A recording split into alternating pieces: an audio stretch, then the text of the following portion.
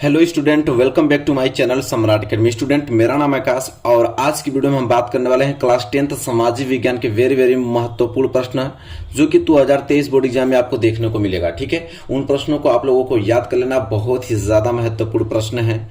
मैं आपको हमेशा से कहता हूं कि नोट्स बनाते चलना, हर एक सब्जेक्ट के अलग अलग नोट्स बनाते चलिए। जितना भी मोस्ट इंपोर्टेंट क्वेश्चन कराता हूं उसमें आप लिखते जाइए और उसको कम से कम 1 घंटे आधे घंटे उसमें समय निकाल कर उसको जरूर रिवाइज कीजिए, क्योंकि वो सारे प्रश्न आपको देखने को मिलेगा। ठीक है, तो प्रश्न याद रहेगा तभी तो आप लिखेंगे। तो चलिए आप वीडियो को स्टार्ट करते हैं। वीडियो स्टार्ट करने से पहले अगर वीडियो को लाइक नहीं किया तो लाइक कर दीजिए, चैनल पर नया है तो चैनल को सब्सक्राइब कर लीजिए और एक एक क्वेश्चन बहुत ध्यान से समझने की कोशिश कीजिएगा। आप लोग सारे प्रश्न आप लोगों को देखने को मिलेगा। देखिए, पहला प्रश्न स्टार्ट करते हैं क्वेश्चन, और पहला बहुत ही ज्यादा इंपॉर्टेंट प्रश्न है कि भारत आने के बाद गांधी जी द्वारा चलाया गया पहला आंदोलन कौन सा था। कह रहा है कि भारत आने के बाद जब भारत आए गांधी जी तो उस समय पहला आंदोलन कौन सा उन्होंने चलाया था, ये पूछ रहा है। तो देखिए उत्तर लिखेंगे कि दक्षिणी अफ्रीका से भारत लौटने के बाद गांधी जी ने 1916 ईस्वी में बिहार के चंपारण से अपनी पहले सत्याग्रह आंदोलन की शुरुआत की। यहाँ के किसान नील की खेती के विरोध में आंदोलन चला रहे थे। कह रहे हैं कि दक्षिण अफ्रीका से जब गांधी जी वापस आए तो पहली बार 1916 में उन्होंने बिहार के चंपारण से अपना पहला सत्याग्रह आंदोलन शुरुआत किया था। और वो आंदोलन था कि वहां के किसान जो थे नील की खेती के विरोध में आंदोलन चला रहे थे। वही पहला आंदोलन उन्होंने किया 1916 में। ठीक है, तो सिंपल क्वेश्चन है, याद भी हो गया होगा आप लोगों को। ठीक है, चलिए इसी के साथ अगला क्वेश्चन देखिए। ये जो अगला प्रश्न है बहुत ज्यादा इंपॉर्टेंट है। अगला प्रश्न ये बोल रहा है आपसे कि G77 देशों से आप क्या समझते हैं। G77 को किस आधार पर ब्रेटन वुड्स की जुड़वा संतानों की प्रतिक्रिया कहा जा सकता है, व्याख्या कीजिए। या तो कभी कभी ये वाला प्रश्न दे देता है या तो कभी कभी इसी प्रश्न को इस प्रकार छोटा सा पूछ लेता है कि G77 संगठन विकासशील देशों ने क्यों बनाया। ठीक है, तो ये दोनों प्रश्न आए हैं, ये भी पूछा है ये भी पूछा है, बहुत बार ये पूछा है बहुत बार ये पूछा है, तो प्रश्न दोनों तरीके से आ सकते हैं। ठीक है, तो चलिए देखते हैं G77 देशों से आप क्या समझते हैं और G77 को किस आधार पर ब्रेटन वुड्स की जुड़वा संतानों की प्रतिक्रिया कहा जा सकता है। उत्तर देखते हैं इसका, तो होगा यह कि विकासशील देशों को 1950 और 1960 के दशक में पश्चिमी अर्थव्यवस्थाओं से कोई उचित लाभ नहीं मिल सका। उन्होंने कहा है कि जो विकासशील देश थे उसमें 1950 और 1960 के दशक का बात कर रहा है, उसमें जो पश्चिमी अर्थव्यवस्था था उसे कोई उचित लाभ नहीं मिल सका। तो इस समस्या को देखते हुए एक नई आर्थिक प्रणाली G77 का गठन हुआ और G77 विकासशील देशों का एक समूह था जिन्हें 1994 में ब्रेटन वुड्स के सम्मेलन में होने वाले नियमों से कोई लाभ नहीं हुआ था। ब्रेटन वुड्स के सम्मेलन में कोई अंतर्राष्ट्रीय मुद्रा कोष और विश्व बैंक का जन्म हुआ था, जिन्हें ब्रेटन वुड्स की जुड़वा संतान भी कहा जाता है। सिंपल समझ में आया आप लोगों को। तो यह था G77 देश से आप क्या समझते हैं, अभी आपने जान गया। जब 1950-1960 के दशक में जो पश्चिमी अर्थव्यवस्थाओं से कोई उचित लाभ नहीं मिला, तो उस समस्या को देखते हुए जो नई आर्थिक प्रणाली थी उन्होंने एक गठन तैयार किया और उस गठन का नाम ही G77 पड़ा। ठीक है, वो विकासशील देशों का एक समूह था G77। और 1994 में ब्रेटन वुड्स के सम्मेलन में होने वाले नियमों को कोई लाभ नहीं मिला था उस समय, और ब्रेटन वुड्स के सम्मेलन में कोई अंतर्राष्ट्रीय मुद्रा कोष और विश्व बैंक का जन्म हुआ था, जिन्हें ब्रेटन वुड्स की जुड़वा संतान भी कहा जाता है। देख रहे हैं कितना सिंपल है। ठीक है, एक बार दिखा देता हूं पूरा आप लोगों को, यहां से आपको नोट करना, स्क्रीनशॉट लेना चाहते तो ले सकते हैं। ठीक है, और नहीं तो वीडियो को रोक के आप इसको लिख लीजिए, दिख रहा अच्छे से। चलिए क्वेश्चन नंबर तीसरा देखिए। क्वेश्चन नंबर तीसरा क्या है। क्वेश्चन नंबर तीसरा यह है कि जर्मनी का एकीकरण कब और कैसे हुआ। जर्मनी का एकीकरण कब और कैसे हुआ, ताइए जानते हैं कब और कैसे हुआ जर्मनी का एकीकरण। तो 1848 ईस्वी में, देखिए 1848 ईस्वी में जर्मन संप्रदाय के विभिन्न क्षेत्रों को मिलाकर निर्वाचित संसद द्वारा नियंत्रित राष्ट्रीय राज्य बनाने का प्रयास किया गया था।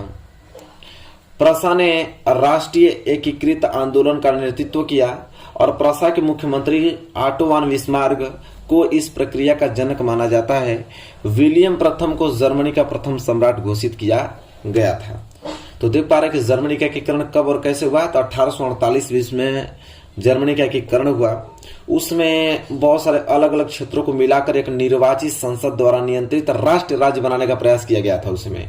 और प्रसा ने जो राष्ट्रीय एकीकृत किया था, और उस समय प्रसा ने राष्ट्रीय एकीकृत आंदोलन का नेतृत्व किया। और उसी समय प्रसा के मुख्यमंत्री ऑटो वन बिस्मार्क को इस प्रक्रिया का जनक माना जाता है। और विलियम प्रथम को जर्मनी का प्रथम सम्राट घोषित भी किया गया था।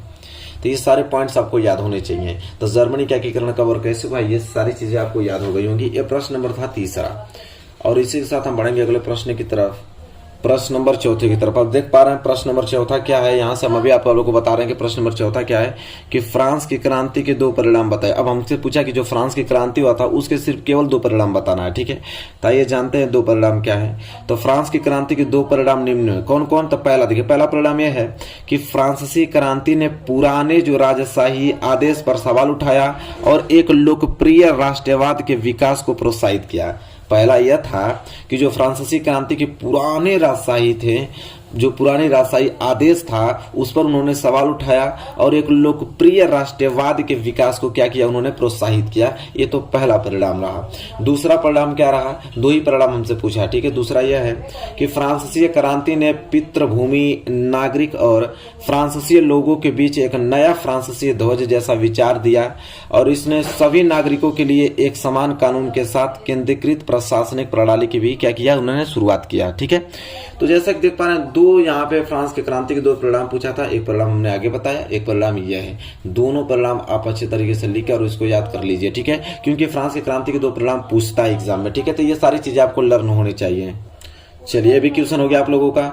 अब इसी के साथ हम बढ़ेंगे अगले क्वेश्चन की ओर। अभी हमने देखा था कि जर्मनी का एकीकरण कब और कैसे हुआ था ना। अब हम देखेंगे इटली का एकीकरण कब हुआ था, ठीक है। दोनों प्रश्न में से एक प्रश्न जरूर आपको देखने को मिलेगा।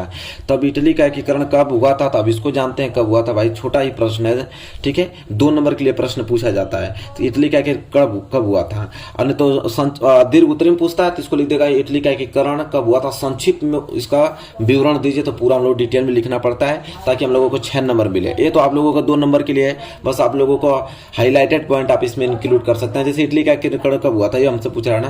तो हम बोलेंगे संयुक्त इटली की घोषणा जो हुआ था, संयुक्त इटली का घोषणा 1860 ईस्वी में हुई थी तथा चलिए देखते हैं। संयुक्त इटली की जो घोषणा की थी वो 1860 ईस्वी में हुई थी तथा इटावली राज्यों को सर्वसंपत्ति से पिडमांट के साथ एकजुट किया गया और रोम सार्डिनिया का एक हिस्सा बन गया। और इस तरह इटली एकीकरण 1871 ईस्वी में हुआ। तो सिंपल पूछा है तो सिंपल आप जवाब देंगे कि 1860 ईस्वी में संयुक्त इटली की घोषणा हुई थी। उस समय इटावली राज्यों को सर्वसंपत्ति से पिडमांट के साथ एकजुट किया गया और रोम सार्डिनिया का क्या बनाया गया, हिस्सा बना दिया गया, ठीक है। इसके बाद इस तरह इटली का एकीकरण कब हुआ था, 1871 ईस्वी में हुआ था। सिंपल। क्वेश्चन नंबर 5 भी आपको समझ में आ गया होगा अच्छे तरीके से। चलिए इसी के साथ क्वेश्चन नंबर 6 की तरफ। ये देखिए बड़ा प्रश्न है, ये मैं दीर्घ उत्तरीय प्रश्न उठा ले आया हूँ। 4 नंबर के लिए प्रश्न आता है जब, तो 4 नंबर के लिए प्रश्न है कि जलियांवाला बाग कांड पर संक्षिप्त टिप्पणी लिखिए। जलियांवाला बाग कांड पर संक्षिप्त टिप्पणी लिखना है। तो चलिए देखते हैं जलियांवाला बाग पर कैसे लिखेंगे हम लोग संक्षिप्त टिप्पणी। तो देखिए लिखा है कि रॉलेट एक्ट के विरोध में पंजाब के अमृतसर जिले की जनता अत्यंत आक्रोशित थी। कह रहा है कि जो रॉलेट एक्ट चला था उसके विरोध में पंजाब के जो अमृतसर जिले की जो जनता थे, लोग थे, अत्यंत क्रोधित थे, अत्यंत आक्रोशित थे, ठीक है। और इस शहर में सैनिक शासन लागू करके नियंत्रण जनरल डायर को आक्रोशित थी, ठीक है। उस पर जो जनरल डायर उस समय थे उन पे बहुत ही जनता आक्रोशित थी, गुस्से में थी। इस शहर में जो सैनिक शासन लागू करके नियंत्रण जनरल डायर को दिया गया था, ठीक है, वो 12 अप्रैल 1919 को नगर में सार्वजनिक सभा पर प्रतिबंध लगा दिया गया। 12 अप्रैल 1919 को नगर जो सार्वजनिक सभा थी उस पर क्या लगा दिया गया, प्रतिबंध लगा दिया गया, जिसकी पूरी जानकारी जनता को नहीं कराई गई। ये नहीं बताया गया सबको कि भाई देखो नगर में जो सार्वजनिक सभा थी उनको ये नहीं बताया गया कि आप पे प्रतिबंध लगा दिया गया। बिना बताए हुए उन्होंने क्या किया, प्रतिबंध लगा दिया गया, ठीक है। वही करा जिसकी पूरी जानकारी जनता को नहीं कराई गई थी। फिर 13 अप्रैल को बैसाखी का त्योहार था। इसी दिन सरकार की नीति का एक विरोध करने के लिए जलियांवाला बाग में एक सार्वजनिक सभा का आयोजन किया गया। सभी शांतिपूर्वक चल रही थी सभा, तभी जनरल डायर ने 200 देसी और 50 गोरे सिपाहियों को साथ लेकर बाग के एकमात्र दरवाजे को रोक लिया और निहत्थी जनता पर गोलियों की बौछार शुरू कर दी। और 10 मिनट तक निहत्थी भीड़ पर गोलियों की बौछार होती रही और इस हत्याकांड में हजारों व्यक्ति मारे गए और असंख्य घायल हुए।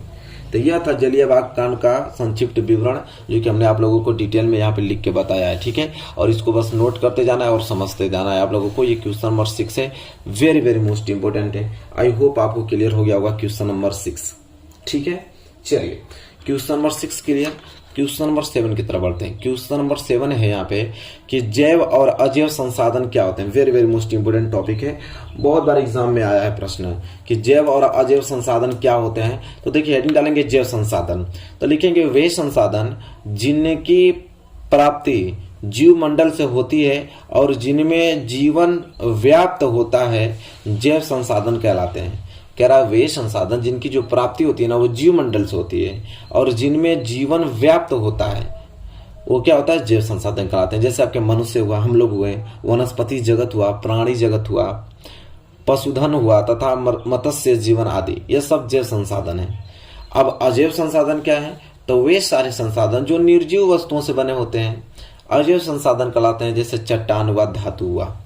ठीक है, चलिए, क्योंकि इनमें जीवन व्याप्त नहीं होता है और जैव संसाधन में जीवन व्याप्त होता है, जैसे हम लोग मनुष्य हैं। तो ये आपका जैव और अजैव में आपको अंतर पूछता है तो आप एक एक करके अंतर दे सकते हो। ठीक है, चलिए प्रश्न इंपोर्टेंट है।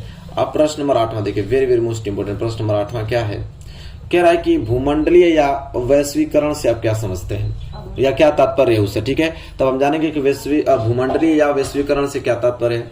तो सिंपल लिखेंगे कि एक देश की अर्थव्यवस्था को दूसरे देश की अर्थव्यवस्था से तथा संपूर्ण विश्व के विभिन्न देशों की अर्थव्यवस्था का एक दूसरे विभिन्न क्षेत्रों के माध्यम से जुड़ा होना ही क्या कहलाता है, भूमंडलीय या वैश्वीकरण कहलाता है। तो बहुत ज्यादा इंपॉर्टेंट टॉपिक, कभी कभी भूमंडलीय पूछ लेता है, कभी कभी वैश्वीकरण पूछ लेता है। वैश्वीकरण से आप क्या तात्पर्य है, तो समझे ना कि एक देश की अर्थव्यवस्था जो है वो दूसरे देश की अर्थव्यवस्था से तथा आप संपूर्ण विश्व के विभिन्न देशों की अर्थव्यवस्था का एक दूसरे विभिन्न क्षेत्रों के माध्यम से जुड़ा होना ये क्या कहलाता है, भूमंडलीयकरण या वैश्वीकरण कहलाता है। तो आई होप आपको ये प्रश्न क्लियर हो गया होगा। वेरी वेरी मोस्ट इंपोर्टेंट आप लोगों के क्वेश्चन कराए जा रहे हैं और आई होप आपको क्लियर हो गया होगा। तो चलिए इतना क्वेश्चन आप लोगों को बताया जा रहा है, सारे क्वेश्चन नोट करके रिवाइज कर लीजिए। सारे प्रश्न आपको देखने को मिलेगा 2023 बोर्ड एग्जाम में। तो चलिए वीडियो पसंद आए तो लाइक कीजिए और चैनल पर नए हैं तो चैनल को सब्सक्राइब करके बेल आइकन को प्रेस कर लीजिए। मिलेंगे एक प्यारे से नेक्स्ट वीडियो में, तब तक के लिए धन्यवाद।